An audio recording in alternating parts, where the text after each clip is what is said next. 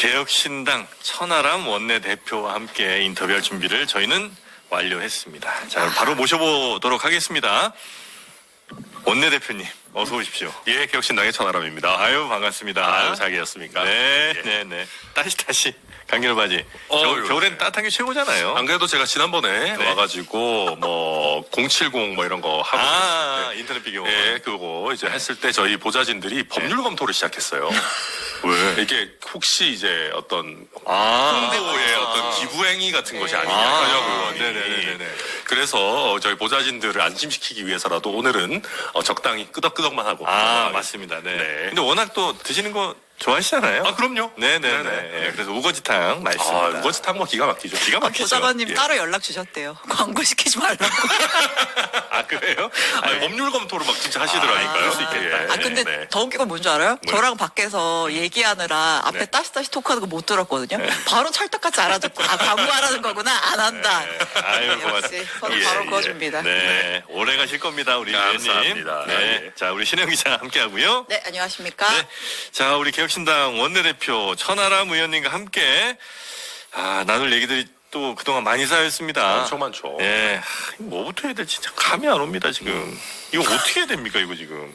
최근 뉴스부터. 최근 뉴스부터 갈까요? 따끈따끈한 거부터 가시죠. 아, 그럴까요? 네 우리 국회가 네. 네. 말씀하세요. 국회 탄핵소추위원단? 네. 네, 여기에 우리 그는 아니고 되게 중요한 거예요. 탄핵 심판에 검사 측의 역할을 하는 네. 국회에서 이제 한 거니까 그렇죠. 예, 네. 탄핵소추위원단을 꾸렸는데 거기에. 예, 일단 국민의힘은 우린 안 갈래라고 해서 네. 빠졌고 이제 민주당, 조국혁신당, 개혁신당에서 참여를 했는데 네. 개혁신당에서는 역시 법률가 출신인 우리 아. 천하람 원내대표가 참여를 했다. 그렇죠. 예, 거기서 뭐 아주 활약을 어마어마하게 하실 예정이죠. 네, 근데 사실은 네. 그렇기보다는 오히려 저희는 내부적인 활동을 많이 하고요. 실제적인 역할은 대리인단이 예. 많이 하시고요. 예. 아무래도 변호사님들 네. 실제 이제. 변호인들이. 네, 그리고 네. 또 변호사님들 되게 괜찮으신 분들, 네. 헌법재판관 경력 있으신 분들이나 막 이렇게 다 대단하신 분들 오셨기 때문에 네. 저는 오히려 그래서 얘기를 했던 거는 우리가 변론 준비를 잘하고 헌재에서 신속한 파면 결정, 탄핵 결정 받는 게 매우 중요하지만 네. 요즘 보면 국민들 사이에서도 가짜 뉴스나 아니면 궤변, 선동 같은 것들이 계속 일어나고 있기 때문에 변론에 지장을 주지 않는 범위 내에서는 대국민 프레젠테이션 같은 것들도 우리 소추단에서나 아하. 아니면 대리인들, 변호사님들도 좀 같이 하자 그런 얘기를 했고 정청래 위원장께서도 네. 굉장히 좀 필요할 수 있을 것 같다라고 검토를 해보자라고 하셔가지고 저는 그런 쪽 조금 대국민 설득 같은 부분들 왜냐하면 헌법재판소는 법률기관이기도 하지만 네. 실제 교과서에 나오는 표현인데 정치적 법률기관이라고 해요. 정치적 사법기관. 그러니까 국민들의 여론을 무시할 수 없는 거예요. 그러니까 헌법재판을 함에 있어서. 그래서 저는 국민 여론도 꾸준하게 잘 끌고 가는 것도 우리 남은 헌법재판을 임하는 과정에서 굉장히 중요하다 생각합니다. 국민 여론이 생각만큼 잘 안 끌려올 올 수도 있다고 생각하세요? 아니, 그러진 않은데요. 그건 아니죠. 아니, 전혀 그렇진 않죠. 네. 근데 이제 계속 이제 더 힘을 좀 실어 들어야 되겠다. 그리고 또 자꾸만 가짜 뉴스 이상한 소리 막 하는 또 네. 유포하는 그런 것들이 있으니까 적절하게 카운터는 해줘야죠. 가짜 뉴스 이거 뭐 어떤 거예요? 대체로? 대표적으로 윤이 지금 하고 있는 거잖아요. 예. 부정선거. 네, 이상한 부정선거, 소리. 음모론, 부정선거 얘기나 네. 아니면은 국회의원 체포할 생각 없었다, 끌어낼 생각 없었다. 네. 계속 이제 적극적으로 가짜 뉴스를 이제 네. 지지층만을 보고 계속 내는 건데 네. 그런 것들에 대해서 물론 언론을 통해서 즉각적인 반박들이 이루어지고는 있지만 네. 그런 것들을 좀 잘 묶어서 저희도 프레젠테이션 해야 된다. 또 법률가시기도 하니까 네네. 그렇게 사실관계와 배치된 이야기를 계속 이제 하는 것이 그 여론전이거든요. 그러니까 그게 헌법 재판에서 도움이 됩니까? 당연히 안 도움이 되죠. 도움 안 되죠. 마이너스가 되죠. 근데 이거는 네. 그래서 사실은 제가 여론전이라고 얘기 드리는 것도 네. 어쨌든 부정선거 옹호하는 사람들 그다음에 대통령이 무슨 내란이냐 대통령은 최고 권력자인데 이런 헛소리를 이제 계속 따라가는 사람들이 네. 혹여라도 조금씩이라도 늘어나게 되면 헌법재판소에서도 그런 거를 또 신경 써. 법정을 안 할 수 없어요. 그래요? 그러니까 왜냐하면 국민적인 이제 내전 상태 같이 가게 되면은 네. 오히려 헌재 입장에서도 여러 가지 또 부담들을 느낄 수 있기 때문에 예. 그런 거 미연에 좀 잘 차단해줘야 된다 생각합니다. 네. 그런 음모론적인 이야기 이런 것들을 이제 생산해낸 곳들이 이제 대체로 좀 정해져 있잖아요. 그렇죠.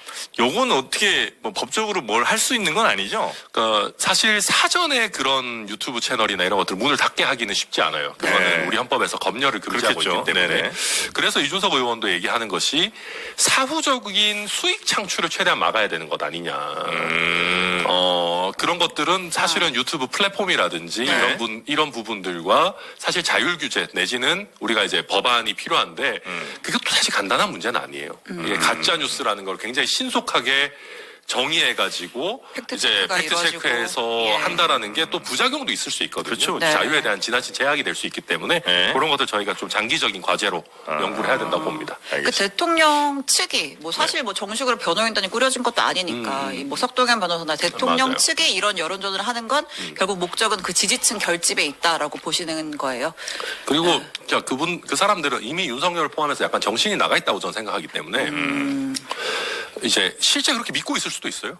신념에 의한 그러니까 약간 그 뭐라고 하냐, 약간 리플리 비슷하게 예. 막 야 내가 대통령인데 무슨 내란이야, 뭐 네. 그 국회 그 뭐 조금 사람 그 병력 그래 내가 그 1,000명 보내라 그랬는데 좁게 보내가지고 얼마 되지도 않는 거 가지고 뭐 사람들 난리치네 이런 생각을 자기들끼리 막 내재화하고 있는 것 같아요. 저는 그 실제 사실과 다른 거를 막 스스로 세뇌시키고 있는 단계라고 저는 봐요. 네네네. 자, 그래서인지 몰라도 하여튼 윤 대통령도 계속해서 지금 그런 이야기들을 하고 있고 또 수사에는 굉장히 협조적이진 않은 것 같아요, 아직까지는. 예. 근데 이런 거 미치광이 짓인 게 우리가 네. 이제 실제로 형사재판에 있어가지고 가장 신빙성이 높다고 생각하는 진술이 뭐냐면 자기 부재의 진술이에요. 그게 무슨 말이냐면 자기한테 죄가 있다고 얘기하는 진술이에요. 네. 그렇잖아요. 그거는 네. 이제 굉장히 내가 처벌을 받을 걸 감수하고 그렇겠네요. 예. 내가 잘못했는데 사실은 저 사람이 나랑 같이 잘못했어요.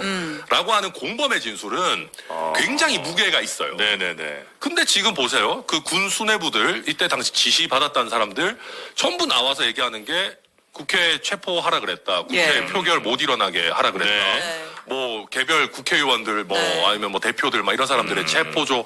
심지어 오늘 나온 거는 중앙선거관리위원회에 들어가가지고 병력 넣어서 지금 그 이거 케이블 타이 네. 이거 수갑할 만한 네네네네. 거 두건 같은 거 다 준비해서 네. 이미 그런 계획이었다. 라고 이거는 실행한 사람들도 처벌받는 거거든요. 근데 처벌을 받을 걸 감수하고 진실을 털어놓고 거기 이제 정보사 전 예. 대령이죠. 예. 그 사람도 나와서 우리 진짜 잘못했다 국민 앞에 용서를 빈다 이러고 있는 거는 네. 정말 신빙성이 높은 진술이란 말이에요. 예. 그러니까 증거로 채택될 증거로 가능성이 매우 높은. 높고 네. 신빙성도 높고 윤석열이 아무리 나는 그런 거 시킨 적 없어요 했는데도 네. 네. 명령을 받은 사람들이 명령을 받았다는데 이거는 그냥 법률적으로 보면 지금 윤석열이 얘기하고 있는 거는 그냥 쓰레기고 오히려 형량을 높이는 정말 최악의 수를 두고 있는 건데 그래서 이거는 저는 그냥 여론전 선동령이라고 보는 거예요. 법률적 판단은 뭐 이렇게 고민할 것도 거의 없는. 저는 진짜 고민 내 여지가 아예 없는 상황이에요. 아예 없는. 탄핵 심판이든 뭐 내란죄 형사 재판이든 너무나 명확한 너무나 명확해요. 기준을 갖고 있기 때문에. 그러니까 저기서 이제 어쨌든 내란죄에 해당하지 않는다는 헛소리 자꾸 하니까 예. 이거는 친위 쿠데타의 법률적 성격을 전혀 이해를 못하고 있는 거예요. 자, 이렇게 얘기해 볼게요. 그러니까 내가 대통령인 상황에서 친위 쿠데타를 하는 거면은 전국의 군인들을 가지고 싸우고 12.12처럼 막 하고 서울에 보면 막 다리 확보하고 이런 거 안 해도 돼요. 뭐만 하면 되냐면 나를 견제하는 헌법기관의 그 헌법적 권한을 무력화하면 돼요. 그 기능만 정지시키면 기능만 정지시키면 돼요. 네. 예를 들어서 단 한 명만 체포해도 내란이에요. 누구를 체포하면 내란이냐? 지금 헌법재판소 6명 있죠? 네. 재판관. 한 명만 체포해서 헌법재판소가 대통령에 대한 위헌 결정을 못하도록 하면 비록 한 명만 체포하는 것이고 거기에 어마어마한 군사적 충돌이나 뭐가 없다고 해도 대통령을 견제하는 헌법기관을 무력화시키는 거기 때문에 네. 이거는 그 헌법 질서를 무력화하는 거고 이거는 내란이에요. 군대 동원 안 해도. 군대 동원 안 해도. 근데 대통령 측의 주장은 그거잖아요. 네. 했는데 시도를 했는데 그래서 결국 우리가 누구 잡아간 것도 아니고 국회가 해산하라 그래서 해산했고 그거 말도 안 개헌해제 되죠. 의결한다고 해서 다 풀어주지 않았느냐 지금 이런 주장하잖아요. 지금 말도 안 되는 소리고 네. 저는 딱 그거예요. 대통령이 계엄을 발령했을 때 손을 못 대는 대표적인 기관이 국회예요. 예. 그리고 중앙선거관리위원회는 써있진 않지만 당연히 손대면 안 되죠. 선거를 공정하게 해야 되는데. 근데 대통령이 계엄을 발령했을 때 손대면 안 되는 데다가 손을 댔어요. 예. 그리고 국회 와서 저도 거기 담 넘고 오만 가지 난리 막 예. 군인들 피해가지고 도망가고 제가 담 넘고 나왔는데도 경찰들이 저를 잡으러 뛰어왔었어요. 근데 그분들도 이게 긴가민가 한 거예요. 그래서 제가 이제 좀 그렇지만 나 천하람이야 이제 약간 야 나 현직 국회의원 약간 이렇게 이제 의원 신분을 밝힐 필요가 있죠. 그러니까. 들어가야 하니까. 네, 내가 천하람 의원이야 이렇게 하면서 이제 뿌리치고 전력 질주하니까 그분들도 뛰어서 잡아야 되나 긴가민가 하다가 의외로 뭐 몸은 무겁지만 생각보다 장거리는 못 뛰어도 이제 맨 처음에 단거리는 진짜 빠르니까. 도둑인 줄 알았나? 예, 뭐 그랬을 수도 있죠. 담당. 네. 그분들도 두 분이 잡으러 왔다가 제가 야 나 천하람 의원이야 막 이렇게 하니까 이제 이렇게 빨리 뛰어가니까 이제 어쨌든 예. 그러고 어쨌든 실패했든 성공했든 간에 천하람이 누군데 이랬으면 이제 진짜 재밌었을 그러면 텐데. 정치 저관여층이신가 봅니다. 이렇게 이제 하면서. 네. 근데 이제 그렇게 하면서 창문까지 깨고 본회의장에 들어와서 네네네. 대치를 했거든요. 이거는 명백히 내란이고 멀리 갈 것도 없고 포고문 1호가 국회가 정치 활동하지 말라는 거잖아요. 일체 정치 활동 금한다. 네네네. 거기에 대해서 금지되는 것 중에 그러면 계엄 해제도 포함되는 거잖아요. 국회가 일체 정치 활동하지 말라는 거는 그 자체가 위헌이고 이건 내란이에요. 네. 국회를 무력화시키려고 했고. 아니 이렇게 빠져나가는 건 어떻습니까? 네. 나는 그냥 경고용으로 계엄 정도 선포했는데 이 밑에 국방장관이며 뭐 여인영 이런 애들이 쥐들이 막 너무 오버한 거다. 나는 진짜 몰랐다 이렇게 할 줄. 그런 얘기를 하고 싶었으면 네. 본인이 그 즉시 텔레비 하면 되지. 텔레비전에 네. 나와서 지금 이것은 김용년의 항명이고 예. 계엄을 빙자한 내란 그렇지. 행위를 김용년이 벌이고 있으니 예. 전군은 즉각 김용년을 체포하라라는 체포 명령을 그러네. 그 즉시 내렸어야 돼요. 그러면 그게 말이 맞네. 그게 말이 사실 맞죠. 그러니까 이렇게 우두머리라는 점은 얘기를 한 거죠. 그렇죠. 고백을 한 예. 거예요. 아유 내란 수개죠. 당당하게 그리고- 말씀하셨으니까. 아니 그리고 네. 국회에 보세요. 국회에 군이 막 들어오고 창문 깨고 이게 실시간으로 생중계가 됐잖아요. 맞아요. 그러면 그거를 자기가 명령을 내린 게 아니라면 즉각 멈춰라. 국회에서 병력 다 빼라. 그리고 평화로운 계엄 해제 의결을 할 수 있게 오히려 네. 다 네, 물러나라라고 즉각 명령을 내렸어야죠. 네. 그때는 그거 안 해놓고 되게 아쉬워하고 야, 명령 더 넣었었어야 되는데 이거 정령 넣었어야 돼. 예. 저 부정선거로 당선된 국회의원도 아닌 놈들 다 잡아가뒀어야 되는데 네. 하다가 자기가 이제 실패하고 나니까 우리가 더 적극적으로 들어가고 국민들도 도와주시고 해서 실패하고 나니까 아니, 사실은 뭐 그렇게까지 하려는 건 아니었어. 이게 무슨 정신 나간 이거 거짓말이에요 이거는. 그러면 네. 예. 지금 이제 탄핵도 진행이 되고 있고 수사도 진행이 되고 있는데 지금 공수처에서 두 번째로 불렀잖아요. 크리스마스 날까지 나와라. 네. 저희도 이제 크리스마스 열심히 또 방송을 해야 되게 생겼는데 네. 나올 거라고 보세요, 대통령이? 안 나올 것 같은데요. 소환에 응하지 않는다? 그럼 강제로 구인되는 체포되는 그런 상황까지 갈 거라고 보세요? 저는 그럴 것 같아요. 그게 대통령이 원하는 거 약간 그림이에요. 일부러 좀 그런 것 같은데. 아, 네, 약간 그렇게 해서 뭐 대치하고 뭐 잡으러 오고 하면서 약간 피해자 코스프레 같은 것도 좀 하고. 이 나라의 대통령을 좀 이 사람들 네. 무력으로 이거야말로 저 내란 아닙니까 이러면서. 뭐 약간 그런 식으로 뭐 야당의 음모 뭐 이런 걸로 네. 대통령 선출된 대통령을 잡아가려고 한다. 네. 그런 식의 지금 그림 짜는 거 아니겠어요? 아. 네. 그리고 실제 출두하면 거기서 아마 체포될 거거든요. 출석하면 그 현장에서 될 거기 때문에 네. 그래서 그럼 아마 크리스마스 거의 그쯤에서 아마 이루어질 가능성이 좀 높겠군요. 그렇죠. 그러니까 결국 이제 경호처가 중요한데 그래서 사실은 국회 운영위에서 네. 경호처를 불러가지고 이거 진짜 너희 합법적인 영장 막으면 이거 공무집행 방해고 네. 이거 진짜 엄청난 일이다. 그리고 경호처는 한 명이 아니고 여러 명이잖아요. 네. 여러 명이서 영장 집행을 막으면 앞에 특수가 붙어요. 특수 공무집행 공무집행 방해가 돼요. 아, 그래서 이거 생각보다 형도 세고 예. 절대 이거 지금 내란 수계 보호하자고 본인들 우리 대한민국 경호처에 또 훈련된 요원들이 처벌받고 날아가고 이러면 안 되는 거라서 불러가지고 저희가 당부도 하고 이야기도 하고 하려고 하는데 여당에서 지금 온갖 국회 보이콧을 하고 있어가지고 네.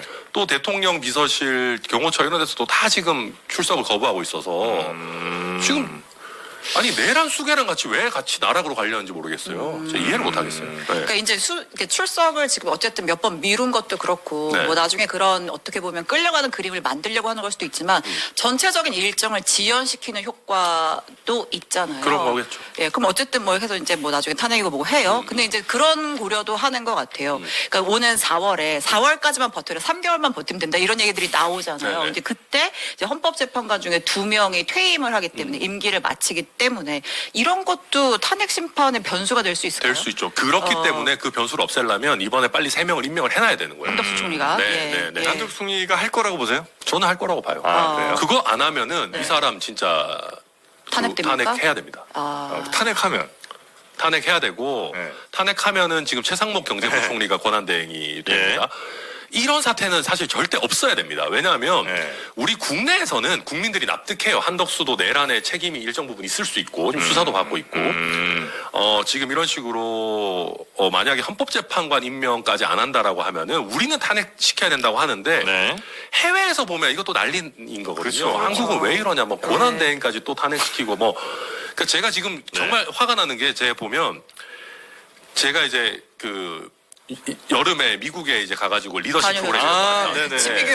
우리나라에서 18명 이제 타국 18명에 이제 갔다 맞아. 온 친구도 있어서 같이 이제 워치앱 그 단톡방 같은 게 있어요. 거기서 이제 우리 계엄 터지고 뭐하고 하면서 이제 좀 기가 찼던 거는 여기서 이상한 갑자기 에피소드 토크지만은 기가 찼던 거는 우크라이나, 레바논, 이라크에서 왔던 친구들이 저한테 막 Are you okay? Is your family safe? 막 너 괜찮아? 막 가족은 괜찮아? 막 우크라이나, 레바논, 뭐 이라크, 뭐 부르키나파소, 탄자니아 이런 데 있는 그러니까 그 나라들이 문제가 있다는 건 아니라 우리보다 민주주의의 성숙도가 상대적으로 낮고 그럼요. 굉장히 위험이 있는 나라들에서 대한민국을 걱정하는 게 진짜 약간 기가 차는 현실이었고 권한대행까지 또 우리가 이렇게 된다고 하면은 해외에서 특히 투자자들이 봤을 때 여기 한국 진짜 난리 났다 한 거여서 어지간하면 그렇게 하면 안 되지만 헌법재판소 재판관을 임명을 안 해서 헌법 절차를 지금 무력화시키려고 한다? 이거는 용납될 참을 수 수 없다. 없는. 그러니까 이제 그쪽이라고 하면 하여튼 뭐 국민의힘 여당이라고 이제 그냥 가정하면 거기서도 이런 상황을 잘 아니까 총리까지 탄핵시켜 정말 뭐 아주 막가지 하는 그런 그림으로 보일 수 있다는 걸 알고 최대한 시간을 끌면서 그러니까 한다 안 한다 얘기도 안 하면서 법률적 검토해보겠다 한번 법적 해석을 나 받아본 다음에 답 드릴게요 뭐 이런 식으로 해서 시간을 끌 수 그런 전략을 할 수는 있잖아요. 그래서 저도 이제 박찬대 원내대표나 여러 야당의 이제 그 의원들과도 상의하겠지만은 그 데드라인을 정해야 된다고 봅니다. 그러니까 타임라인이 중요해요 지금. 그래서 그러니까 저희가 이제 인사청문회 현재 인사청문회 곧 있고 인사청문이 끝나고 나면 일주일이면 일주일, 3일이면 3일 명확한 타임라인을 주고 이때까지 한덕수 총리가 임명하지 않는다면은 부득이하게 탄핵할 수밖에 없다. 저는 그거는 명확한 시그널을 줘야 된다고 생각합니다. 그럼 탄핵 당하는 거에 대해서 예를 들면 한덕수 권한대행이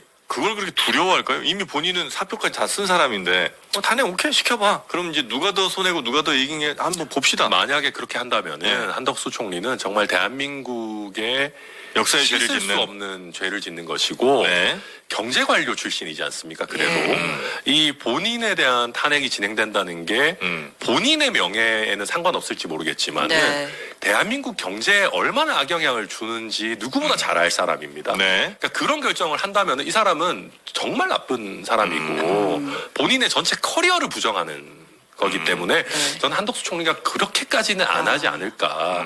여기서 이제 또 기대합니다. 하나의 변수가 오늘 그 속보가 나왔잖아요. 경찰 국수본에서 한덕수 총리를 이제 비공개로 한번 조사를 했다라는 거 아니에요. 그럼 이제 권한대행 자리를 유지하면서 조사를 받는 것과 탄핵이 된 상태에서 또 조사를 받는 것은 다르기 때문에 이런 것도 고려할 수 있겠죠. 그리고 제가 한덕수 총리에게 오랜만에 변호사 모드로 빙의해가지고 말씀드리면 내란 수계의 헌법 재판, 그러니까 내란 수계의 탄핵 재판을 어렵게 하는 내란 수계를 결국 도와주는 예. 행위를 사후적으로 하게 되는 겁니다. 만약에 헌법재판관 임명하지 않으면 네. 이것도 본인의 양형에서 굉장히 불리하게 작용할 수 아하. 있습니다. 아, 그래요? 예. 끝까지 뉘우치지 않고 네. 그러니까 내란 수계 윤석열을 계속 비호한 것으로 예. 지금 해석될 수밖에 없어요. 예, 소극적 비호가 되니까. 예. 네, 소극적은 아니죠. 사실 아, 뭐, 사후적으로 예, 그렇죠. 굉장히 예, 적극적인 예, 비호가 예, 예. 되는 것이기 때문에 네. 본인의 형사 책임의 문제에 있어서도 훨씬 안 좋게 작용하고 그 이전에 본인이 예를 들면 소극적으로 반대한 행위들을 해석할 때 진정한 반대 의사가 없었던 거 아니냐. 진정으로 막을 어떤 의도가 없었던 거 아니냐라고 전체적으로 안 좋게 네네네네. 해석될 수밖에 없어요. 그래서 한덕수 총리 본인의 법적 책임을 위해서라도 잘 생각해라. 헌법기관을 무력화시키는 결정은 절대 해서 안 된다 말씀드립니다. 네. 물론 이제 한덕수 총리는 그렇게 얘기를 하겠죠. 이제 국민의힘, 그러니까 권성동 원내대표라든지 이런 사람들이 지금 임명하면 안 된다 이런 식으로 얘기를 하니까 나도 마음으로는 하고 싶었으나 지금 여당에서 강력하게 이렇게 반발하게 되니 나도 쉽게 결정 내리긴 좀 어려웠다. 뭐 이런 얘기를 아마 굳이 핑계 대는 아마 될 것 같긴 합니다. 그런 건 무의미한 얘기죠. 결국 네. 결정은 결정권자가 내리는 거니까요. 네. 그렇죠. 사실은. 자, 네. 근데 그 조금 전 얘기 나온 그 국민의힘 같은 경우 워낙 또 전에 함께 계셨던 곳이기도 하니까 네네. 지금 분위기가 아주 좀 험악하잖아요. 예. 예. 근데 험악한데 예. 아무도 그 당 내지는 조금 더 큰 차원의 공익을 생각하는 사람 아무도 없는 것 같아요. 그러니까 대선을 치르기 위해서 당의 방향성을 어떻게 전환해야 될지 네. 내지는 그 다음에 있는 지선 계속해서 당이 어쨌든 존속해야 된다라고 하면은 어쨌든 전략적인 선택들을 해야 되는 것인데 네. 지금 그런 건 하나도 없고 네. 다들 어떻게만 하고 있는 것 같아요. 그리고 그냥 시간 끌기 전략으로 네, 시간 끌기 전략으로 계속 가고 있는 것 같고 아직도 윤석열을 손절하지 못하고 있다는 게 저는 솔직히 믿어지지 않는 수준입니다. 왜 못하는 왜 안 하고 왜 못하는 거예요? 저는 이 정도 되면은 네. 상호 확증 파괴가 가능한 수준이라고 생각합니다. 상호 확증 파괴는 네. 뭐예요? 그러니까 이제 여기서 윤을 버렸을 때 네. 국민의힘 중진들을 포함해서 네. 친윤이라고 하는 그룹들이 네. 저는 이 정도 되면 윤석열 정부 하에서 드러나서는 안 되는 나쁜 짓들을 해온 것이 아닌가. 아, 윤석열이 그걸 갖고 있다. 네, 저는 캐비넷을 그러니까 대통령실과 공범적인 지위에서든 아니면 예. 호가호위를 하면서 뭘 네. 했든 저는 이 정도 되면 윤석열이 캐비넷을 열었을 때 다치는 사람들이 있는 수준일 것이다. 그렇기 때문에 쉽게 윤석열을 지금 이 정도 내란 수계 혐의가 매우 명확하게 나왔음에도 못 버리고 있는 것 아닌가. 저는 그렇게 생각이 될 정도. 윤을 버리지 못한 이유가 있다. 그러니까 저는 그것이 공익적 차원은 결코 아닐 거라고 생각합니다. 예를 들면 뭐 개인적인 비리도 있을 수 있겠고 아니면 뭐 공천 관련된 걸 그렇죠. 수도 있고 네. 그런 어떤 솔직히 현역의원의 여의도에 약점을 쥐고 있다. 제가 뭐 여의도의 풍문이지만은 네. 특정 몇몇 의원들이 언제 뭘 했고 누구에게 뭘 받았고 이런 소문들은 파다합니다. 네. 그런데 그것이 이제 우리는 소문 형태로만 가지고 있지만 결국은 저는 대통령실 또 윤석열은 정리된 파일 형태로 네. 저는 갖고 있을 거라 생각합니다. 그래서 양쪽이 마치 핵무기를 갖고 있는 것처럼 네, 상호 확증 파괴가 서로 가능한. 못 쏘면 나도 쏜다. 네.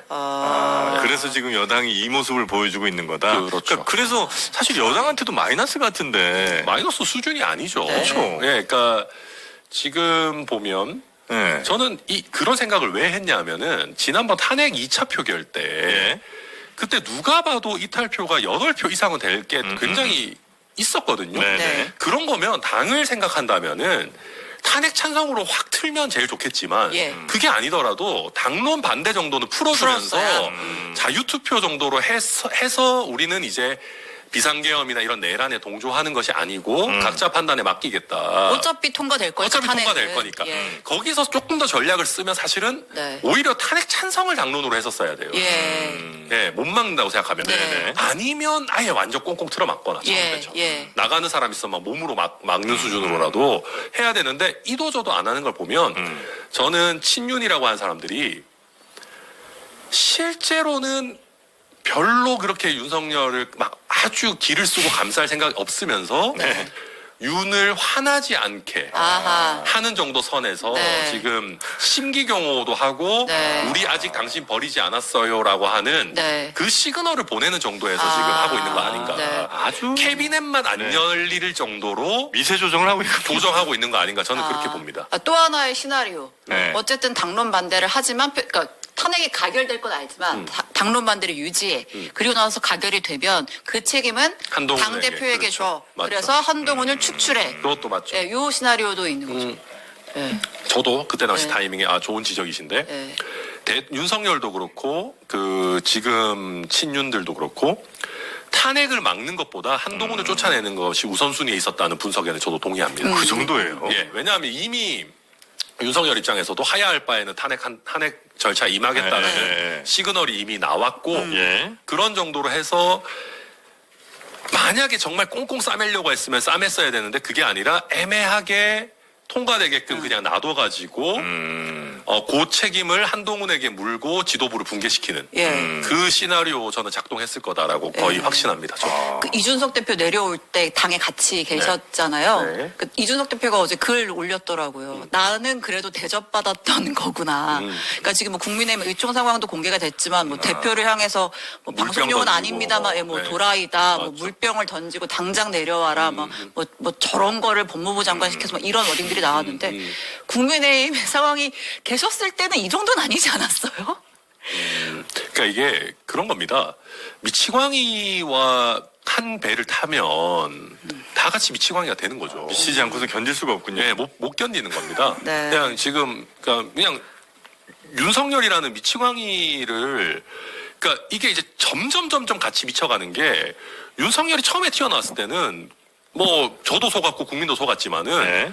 국민의 절반 가까이가 이런 미치광이일 거라고 상상을 못했지 않습니까? 근데 이게 점점 당을 같이 해보면서 계속 미친 짓을 더 하는 거죠. 이준석 쫓아내는 것부터 막 이런 거 저런 거 막 하면서 계속 미친 짓들을 쌓아 나가는데 거기서 비주류가 되기 싫으면 본인도 같이 그 미친 짓에 동참을 해야 되는 겁니다. 근데 미친 짓의 참 그 안타까운 점은 한 번 미친 짓을 하면 정상인의 길로 돌아오기가 어렵기도 하고 돌아올 어떤 정치적인 명분이나 동기나 이익이 없어집니다. 본인이 한번 했기 때문에. 네, 본인이 한번 미친 길로 갔기 때문에 네. 다시 돌아온다고 해서 소신파가 되는 것도 아니고 개혁파가 되는 것도 아니고 한 번 미친 짓을 하면 더 미친 짓을 하더라도 주류에 따라가야 돼요.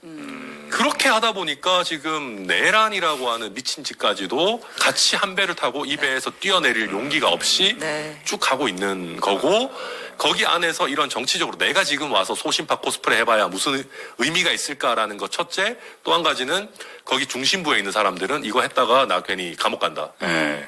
캐비넷 열린다에 대한 사적인 어떤 두려움. 이게 지금 작용해서 그냥 광란의 길로 그냥 가고 있는 겁니다. 도대체 미친이란 단어가 몇 번 나오는 거예요. 미치겠네요, 아주. 그러면 네. 그러니까 한동훈 대표가 일단은 직을 내려놓고 뭐 이렇게 약간 뭐 지역을 돌면서 조금 쉰다고 하는데 네. 박지원 의원이 그런 얘기를 하더라고요. 물론 이제 박지원 의원 정치구단의 어떤 뇌피셜입니다만. 뭐 구단이신지 잘 모르겠지만. 예, 근데 만약에 국민의힘이 분당이 되면 소수파인 한동훈이 소수파의 지도자로서 나중에 이제 이제 분당 세력을 가지고 개혁신당과 힘을 합칠 수도 있지 않겠느냐 이런 얘기를 하시던데 뭐 가능성이 있는 얘기요? 일단은 저희랑 스타일이 너무 다르시죠. 한동훈. 네, 스타일이 너무 다르시고 네. 조금 저희가 좀 배워야 되는 면들이 있죠. 저희도 외모 관리도 좀 더 하고 살도 조금 정리하고. 윤석 대표 살 많이 빠졌대. 네. 그렇긴 하죠. 네. 저 개인적으로는 조금 네. 배워야 되는 면들이 많이 있습니다만. 네. 그런 점을 제외하고는 저는 정치를 그렇게 같이 하고 싶은 사람은 아닙니다. 네, 그리고 이미 나가신 마당에 너무 좀 혹평을 하고 싶진 않지만 네. 끝까지 이 비상계엄에 저항하고 빨리 내란 혐의가 나왔을 때 정리하고 탄핵을 하자라는 길로 일관성 있게 오셨다면은 네. 저는 아직까지 국민의힘 당대표를 하고 계셨을 것이고 훨씬 더 확고한 대선 주자로서 인기도 있으셨고 의미 있는 정치인이셨을 겁니다. 너무 갈팡질팡했다. 근데 네. 중간에 한덕수와 손잡고 한한 체제로 권력을 가지겠다라고 하신 순간부터 저는 공익보다 사익을 우선시하는 정치인이라고 저는 평가합니다. 네네. 그러면 그 순간부터 저희가 이 사람과 무슨 일을 같이 할 수 있을까? 저는 그렇게 보여지진 않습니다. 꼭 그 사람 하나는 아닐 수 있잖아요. 그러니까 그 사람이 있지만 그 사람이 별로지만 네. 예를 들어 그 사람을 따르는 뭐 한 10명의 의원들이 있다. 그러면 이제 개혁신당으로서도 꽤 큰 도움이 될 수도 있는 거 아니에요? 근데 그렇지 않을 것 같아요. 아, 그래요? 예, 그러니까 지금 한동훈 전 대표를 따르는 사람이 과연 누가 있을까? 이 얘기를 제가 왜 여쭤봤냐면 예. 그냥 뭐 선거 멀리 남아 있고 뭐 아니면 총선이나 지선이면 얘기를 안 했을 텐데 어쨌든 탄핵이 인용이 되면 결국은 조기 대선 체제로 가는 거잖아요. 그렇죠. 근데 지금 오늘 뭐 갤럽도 나왔지만 차기 지도자 선호도 조사를 보면 이재명 대표가 사실은 압도적이죠, 뭐. 압도적인 뭐 37%인가로 우위를 점하고 있고 그 다음에 뭐 한동훈 5%, 홍준표 5%, 뭐 오세훈 뭐 있고 그다음에 뭐 이준석 2%뭐 이렇게 나온단 말이에요. 그럼 사실상 그 어떤 합종 연행 없이는 정권을 가져오기는 굉장히 힘든 상황으로 보이니. 근데 저는 예. 그렇게 생각합니다. 예. 내란이라는 것이 우리 정치의 지형을 완전히 바꿨어요. 예. 저는 저희 개혁신당에 있어서 정말 자부심을 느끼는 것은 네. 저희는 내란과 정말 무관하고 또 내란에 적극적으로 저항해서 싸운 정당이다라고 생각하는 거에 자부심이 있는데 네. 그러면 내란 세력과 손을 잡는다? 저는 그거는 개혁신당이 할 수 있는 정치적 행동이 아니라고 생각합니다. 그렇고 지금 상황에서 그러니까 그런 거예요. 저희가 이제 지난번에 동탄에서 이제 이준석 의원이 선거 치를 때 네. 그때도 단일화 제안을 저한테도 수많은 사람들이 했었어요. 네, 네. 국민의힘 후보라도 좀 이렇게 주저앉혀야 예. 내지는 단일화를 이렇게 해야 뭘 좀 해볼 수 있지 않겠느냐. 그래서 저는 그럴 때마다 그랬습니다. 국민의힘 후보가 사퇴하는 거야 지 마음이지만은 네. 우리가 그 단일화 할 생각은 전혀 없다. 왜냐하면 동탄은 민주당세가 굉장히 센 지역이기 때문에 우리가 국민의힘 후보처럼 보여지는 순간 우리는 동탄에서 어떠한 어떤 가능성이 없어진다. 그냥 우리는 우리 길을 가고 그리고 국민들에게 예를 들면 우리가 갖고 있는 소구력의 정도를 우리는 그냥 우리 자력으로 확인하겠다. 네. 그 마음은 저는 지금도 똑같습니다. 그러니까 물론 후보가 될 사람과 좀 더 상의해야 될 거고 제 마음대로만 할 수 있는 건 아니겠지만은 예, 예. 지금은 전국이 민주당 우세 지역입니다. 네. 그렇지 않습니까? 네. 그렇죠. 예. 그런데 그런 상황에서 저희가 국민의힘과 단일화를 해서 마치 국민의힘 계열의 후보처럼 누군가가 보여진다. 저는 그거는 굉장히 바보 같은 짓이고 저희는 선거를 하게 되면은 동탄에 저희가 뛸 때도 아무도 저희가 이길 거라고 생각 안 했어요. 말로만 쟤네 뭐 이길 각오로 뛴다고 하지만 야 대충 뭐 몇 프로 받고 끝나겠지. 네네. 마사중 되겠지. 뭐 예. 5만 가지 조롱들이 이어졌었는데 네. 저희는 진심으로 임했고 네. 그래서 저희가 저희의 각오와 저희의 진심으로 한눈 안 팔고 한 길로 가니까 국민들이 선택을 해주신 거거든요. 네네. 저는 이번 대선에서도 그렇게 해야 된다고 생각합니다. 그럼 단일화는 없다라고 한 이준석 의원의 말은 당내 공감대가 있는 얘기네요. 뭐 그렇죠. 예. 네, 근데 뭐 다른 생각을 하는 사람들이 당내에 일부 있을지 모르겠지만 네. 그 사람들은 제가 제압할 겁니다. 제가 예. 네. 잠깐 그 네. 아까 말씀드린 갤럽 17일부터 19일까지 전화 면접 방식으로 진행한 조사고요. 자세한 내용은 중앙선거 여론조사 심의위원회 홈페이지를 참조하시면 됩니다. 네. 그리고 이준석 의원이 조기 대선 치러지면 나 나갈 거다라고 얘기했는데 네. 뭐 당내에서 경선도 할 수 있는 거고 천하람도 나갈 수가 나이 때문에 안 되나요? 그 말씀해 주셔서 감사합니다. 수많은 사람들이 예. 이준석이 나이가 안 되면 천하람이라도 등판해야 되지 않겠느냐 예. 그런 얘기를 하시는데 네. 놀라운 일이죠. 그래서 저는 근데 좀 생각을 해보려고 합니다. 아, 그래요? 나이 왜냐하면은 그 제가 86년생이긴 한데 예. 혹시 저희 부모님이 이제 좀 출생신고를 좀 늦게 했다든지 예를 들면 무슨 얘기예요, 그게? 아니 그럴 수 있지 않겠습니까? 예를 들면 한 2, 3년 정도 이 아이를 세상에 내놔도 될지 잘 모르겠다 의심이 있으셔가지고 상상조차 못한 얘기다. 있으셔가지고 조금 출생신고를 늦게 하셨을 가능성이 분명히 그리고 있거든요. 출생신고 정정해서. 그렇죠. 출생신고를 제가 옛날에 그런 소송을 몇 번 해봤는데 네. 생각보다 법원에서 그거 잘 받아줍니다. 아, 증명이 쉽게 돼요? 이게 증명이 생각보다 쉽게 되는 게 그때 거기 이제 지역에 사셨던 이제 통장님 같은 분들 어르신들 한 두어 분 그다음에 이제 병원에서 난 거 아니에요? 아 그렇긴 한데 이제 그러니까 뭐 출생의 비밀 같은 게 또 있을 수도 있는 거니까. 아하, 어디까지 갑니까? 어디까지 가? 그래서 아이. 한 3년 정도. 사실 네. 대통령 풍채지 우리 저 천하람 의원이. 그리고 뭐 솔직히 보면 네. 액면가 아닙니다. 그래서 이제 네. 그래서 저는 지금 네. 여러 가지 면에서 좀 출생신고 예. 정정 같은 법적인 조치도 제가 강구하고 있다. 차차기 노린다 이 정도 하겠습니다. 예, 저는 뭐 예. 일단은 근데 저는 이준석 의원이 어쨌든 이제 개혁신당에서 먼저 이 대선 치러지면 나간다 이 얘기를 되게 선제적으로 꺼냈잖아요. 그렇죠. 그러니까 민주당에서는 사실 뭐 여러 여론조사에서는 이재명 대표가 압도적인 수치가 나오긴 하지만 그 대선에 대해서는 함구한다라는 이제 지침을 갖고 얘기를 안 한단 말이에요. 일치 안 하더라고요. 네. 그래서 이제 뭐 이준석 대표가 얘기를 하니까 이준석 의원이 얘기를 하니까 민주당에서는 뭐 지금 탄핵이 인용되는 게 급선무인데 무슨 벌써부터 권력놀이 하고 있다 이런 비판도 하던데 네. 그 뭔가 의도가 있는 뭔가 약간 이슈를 선점하기 위한 뭔가 그런 전략이 있는 거예요 아니면 네, 전략이 있죠. 그런 전략 차원에서 네, 왜냐하면 저희는 어쨌든 언더독이잖아요. 예. 부잣집에서 약간 그런 거잖아요. 기득권 논리잖아요. 자기들은 이미 누릴 거 다 누리고 거의 이재명 대표 뭐 대통령 코스프레 하듯이 막 여기저기 막 경제 뭐 외교 이런 거에 대해서 막 지시 내리고 네. 저희는 언더독 자기들은 다 가지고 있으니까 가만히 있으면 되죠. 그 전형적인 그 뭐 기득권 논리고 너희는 가만히 있어. 네.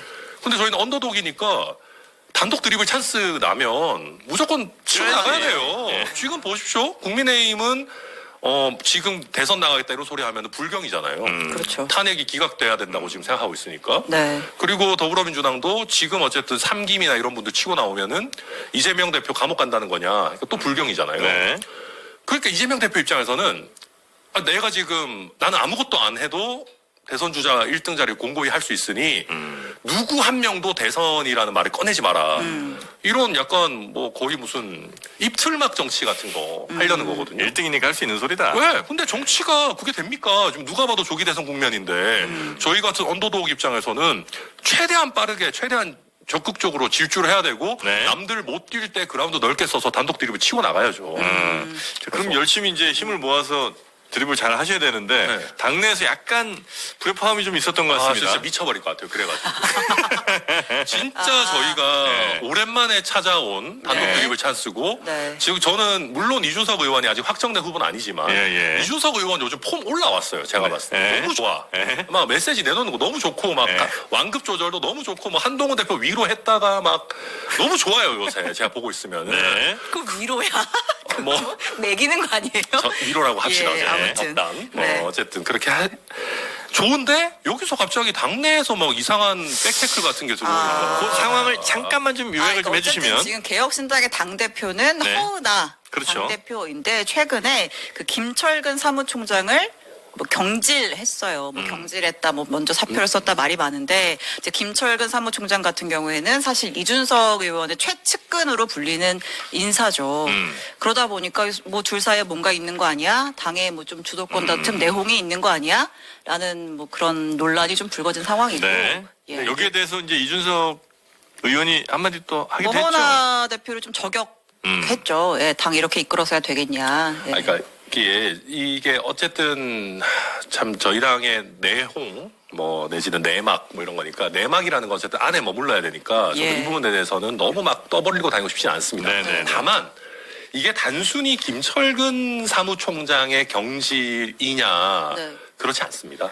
우리 본질이 뭐예요? 이 사안의 본질이 주도권 다툼이에요? 그거는 뭐 좀 나중에 드러나겠지만은 예. 우리 사무처 당직자들 노동조합에서도 성명서 내고 네. 이런 부분들에 대해서 지금 하나도 제대로 된 답변이 허은하 대표 쪽에서 지금 안 나와고 그래요? 있는 그런 상황이에요. 그래서 허은하 대표는 이거를 김철근 총장에 관한 일로 좀 축소해가지고 전장을 그쪽으로 만들려고 하지만은 그렇게 단순한 문제가 아닙니다. 아, 그래. 그럼 더 커질 가능성이 높은 사건이에요? 저는 물론 이제 어쨌든 아까 말씀드렸던 것처럼 네. 우리가 지금 치고 나가고 네. 단독 드립을 해야 되는 상황이기 때문에 저는 가능하면은 이 문제를 좀 안정적으로 관리하고 예. 내부적으로 해결하자라는 생각을 저는 나름 가지고 있는데 그게 지금 가능한 단계인지 조금 고민을 지금 많이 하고 있습니다. 그럼 당대표 바뀔 수도 있어요? 그거는 뭐 좀 뭐 봐야죠.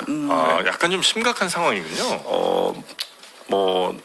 어느 정도는 굉장히 네네. 좀 그래서 결국 당과 지금 상황에 있어가지고 우리가 어떤 거에 집중해야 되는지를 주요 구성원들이 조금 제대로 파악하고 가야 되는 네, 거거든요. 네. 지금 내부에서 이런 거 하고 있을 때가 사실 근데 예를 들어서 이 문제가 뭐 두 사람 사이에 무슨 감정적인 문제라면 그 뭐 당 안에서 잘 조율해서 화해하고 이렇게 넘어갈 수 있는 건데 만약에 그 정도의 문제가 아니라 어떤 뭐 시스템 상의 문제라든지 아니면 힘과 힘의 대결이라든지 혹은 뭐 여러 이제 좀 공적인 걸로 표출될 만한 문제일 수도 있는 거잖아요. 근데 그런 거라면 이렇게 그냥 당 안에서 쉬쉬하고 이렇게 넘어갈 수 없는 거 아닙니까? 그런데 저 다행인지 예.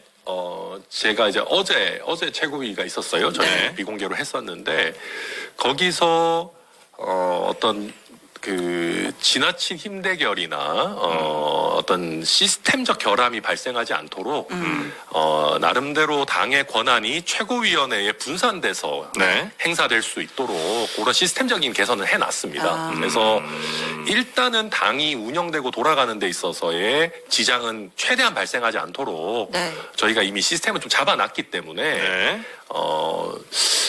그렇게 외부로 뭔가 어마어마하게 좀 불편한 일들이 크게 벌어지지 않을 수는 있습니다. 네. 그래서 그 작업을 어제 해놓았던 거고, 네. 제가 또 오랜만에 법률가 네.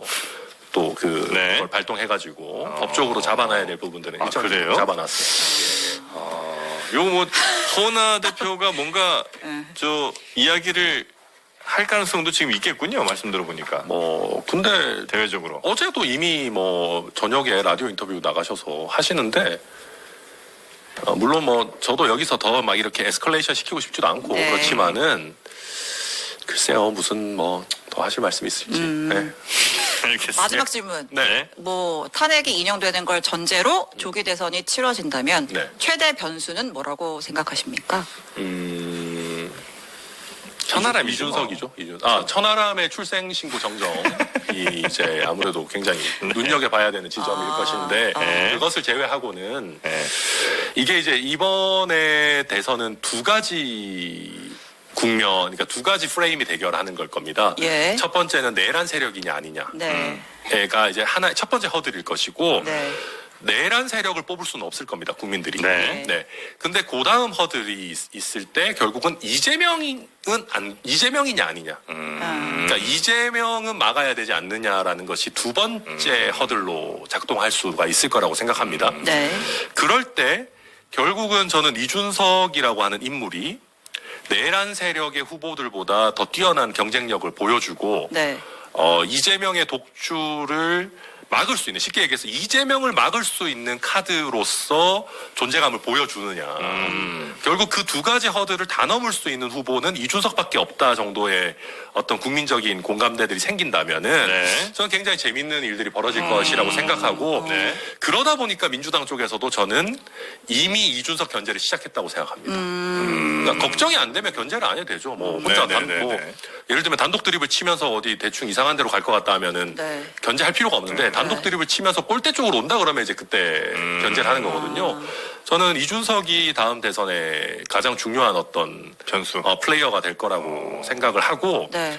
물론 아직 저희 당 대선 후보가 된 것은 아니지만 네. 그 상황이기 때문에 민주당도 자기들도 무슨 집권 플랜 본부하고 뭐한 것들 하면서도 예. 지금 개혁신당과 이준석에게 견제구를 던지는 건 아닌가 그렇게 평가합니다. 그럼 여기서 두 가지 새끼 질문. 네. 그 이재명 대표의 리스크라고 한다면 뭐 사법 리스크일 텐데 뭐 공직선거법 포함 탄핵 인용 전까지 선고가 날 거라고 전망을 하시는지. 네. 두 번째, 이준석 대표의 입장에서도 어쨌든 그 앞선 그 이제 과거 국민의힘 시절에 공천 관련된 여러 명태균 게이트라고까지 불렸던 의혹 관련해서 이것도 뭐 수사가 진행이 될 텐데 이것도 변수가 될 수는 없다고 보시는지. 첫 번째로 네.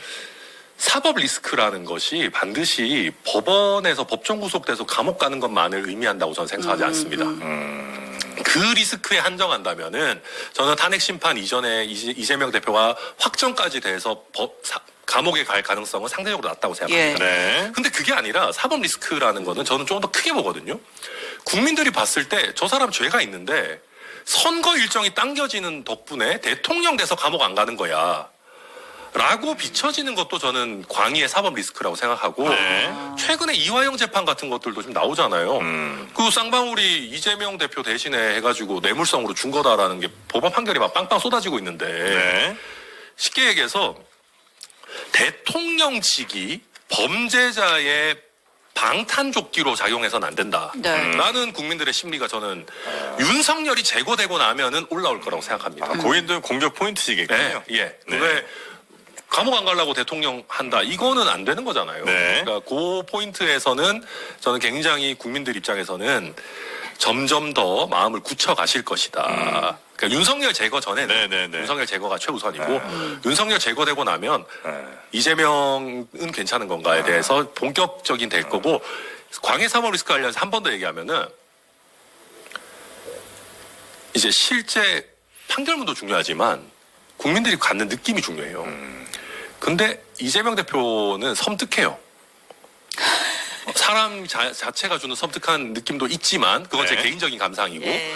플러스로 대통령 이재명의 민주당과 조국혁신당 합쳐서 189석 견제되지 않는 이재명의 등장 그러니까 견제가 불가능한 이재명 대통령 이거 섬뜩하게 느껴지시는 분들 저는 적지 않을 거라고 생각하거든요. 그러니까 그게 그 어떤 국민들이 받는 느낌이라는 것은 윤석열이 제거되고 나면 이제 이재명 대통령에 대한 섬뜩함, 그거는 다음 단계에서 논의가 될 거다. 그다음에 명태균 리스크는요?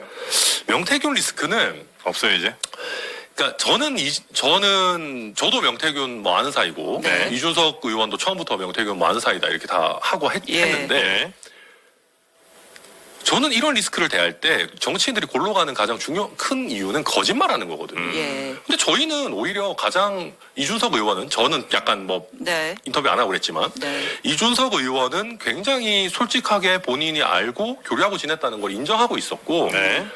그리고 저는 이준석 의원 믿는 게 돈을 갖다 주거나 뭐 이상한 특혜를 주거나 할 사람이 아니에요. 그러니까 불법은 없었다는 거에 대해서 저는 이준석에 대해서 강한 신뢰를 가지고 있어요. 네. 그래서 저희는 명태균 리스크 관련해서는 특별하게 뭐가 있겠나. 저는 제가 100% 다 아는 것은 아니지만 네. 최소한 이준석이 법을 어길 사람은 아니다는 거에 대해서 신뢰를 믿음이 가지고 있다? 있습니다. 네. 알겠습니다. 자, 그럼 우리 천하람 의원님은 요 정도? 예. 당시 일부러 인터뷰 보내드리죠, 많이 안 뭐. 하신 건 맞아요? 뭐 일정 부분 그런 것도 있고요. 왜냐하면은 괜한 오해가 또 있을 수 그런 있어서. 것도 있고 제가 실제로 예. 지난 대선이나 아니면 재보궐선거 정도 단에서 있었던 일들을 잘 네. 모르는 부분들이 많이 있습니다. 근데 잘 모르는 상황에서 와서 아무 말 대잔치를 하는 거는 저는 적절하지 않다고 생각하고 네. 정치인이 나와서 계속 물어보시는데 그거 모르는데요 하는 것도 다 사람 틀려 보이죠. 우스워지는 것이고 플러스로 사실 이거는 정말 진심인 게 제가 기획재정위원회에 소속되어 있습니다. 예. 네. 근데 제가 법률가예요. 예. 근데 기획재정위원회는 거시경제를 다루는 데거든요. 네네. 제 입장에서도 국감에 임함에 있어가지고 굉장히 많은 공부와 어떤 자료조사 같은 것들이 필요했어요. 네. 그리고 나아가서 제가 지금까지 정무적인 메시지를 국민들에게 많이 던졌지만 네. 정책적인 역량이나 국감에 있어가지고 정책적으로 짚어내는 능력 같은 것들을 보여드려야 되는데 이때 명태균 얘기를 하게 되면은 이거는 마라탕이기 때문에 네. 슴슴한 다 어떤 뭐 된장찌개 이런 게 다 묻혀요. 네. 그래서 저는 저의 된장찌개를 좀 더 국민들에게 솔직히 선보이고 싶었습니다. 김치비지기찌개로 좀 네, 부탁드리겠습니다. 알겠습니다. 김치비지찌개. 아이고야. 우거지탕도 우거지탕. 좋죠. 아, 예. 이번에 국감 때 좋은 자료 많이 내셨어요. 네, 그런 거를 좀 하고 싶었는데 그랬습니다. 그래서 네. 가능한 이제 그 이야기는 좀 참았다. 예. 네. 자, 우리 천하람 의원은 여기서 좀 보내드리고, 아. 네, 또 이어지는 우리 돈단속 시간이 있으니까요. 네. 네. 그거 빨리 좀 넘어가 보도록 하겠습니다. 의원님 하여튼 오랜만에 대단히 감사하고요. 네. 또 뵙도록 하겠습니다. 알겠습니다. 감사합니다. 고맙습니다. 고맙습니다.